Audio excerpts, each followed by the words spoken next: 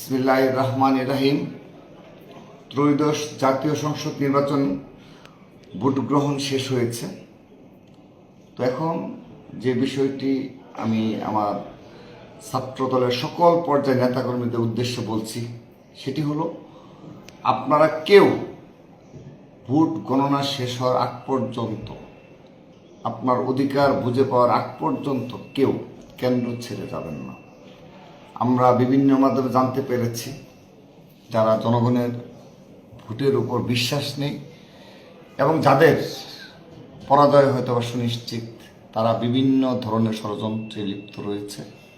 কিন্তু আপনারা এই বিগত দিনের মতো গতকাল রাত এবং আজ সেই সকাল থেকে যেভাবে আইন শৃঙ্খলা রক্ষাকারী বাহিনীর সাথে নিশ্চিদ্র নিরাপত্তার ব্যবস্থা করেছেন এবং কোনো অনাকাঙ্ক্ষিত ঘটনা ঘটতে দেননি, ঠিক একইভাবে এখন সময় এসেছে আপনার অধীনস্থ কেন্দ্রের ভোট গণনা শেষ হবে, ভোট গণনা বুঝে পাবেন, তারপর ফলাফল বুঝে পাবেন, তারপর কেন্দ্রে ছাড়বেন। তার আগে আমি ছাত্রদলের সকল পর্যায়ে নেতাকর্মীদের নির্দেশনা প্রদান করছি যে একজনও কেন্দ্র ছেড়ে যাবেন না।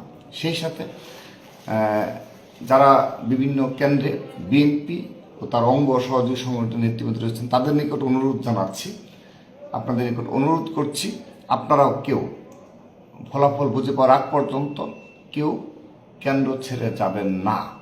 এবং সবাইকে আরেকটি প্রস্তুতি রাখার আহ্বান জানাচ্ছি, যারা আজ এই ভোট গ্রহণ 4:30টায় শেষ হয়েছে, তো এখন পর্যন্ত তারা কিন্তু পজিটিভলি সব জায়গায় বলেছে, কিন্তু যদি কোনো কারণে তারা সহিংস আচরণ করে সহিংসতা লিপ্ত হয়, কঠোর হস্তে দমন করা হবে।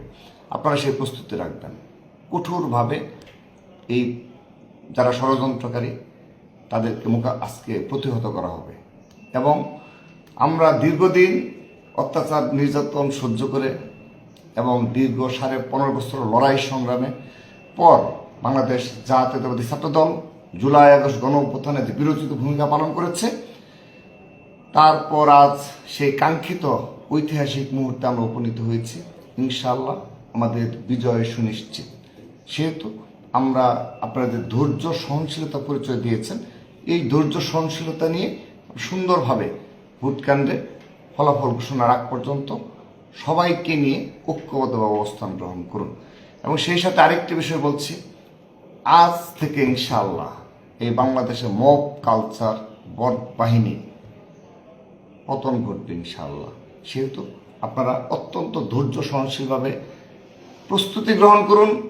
যদি এই যারা ষড়যন্ত্রকারী গুটি কয়েক জায়গায় যদি তারা সহিংসতা লিপ্ত হয়, তাদেরকে কঠোর হস্তে দমন করতে হবে, সেই প্রস্তুতি আপনারা রাখুন।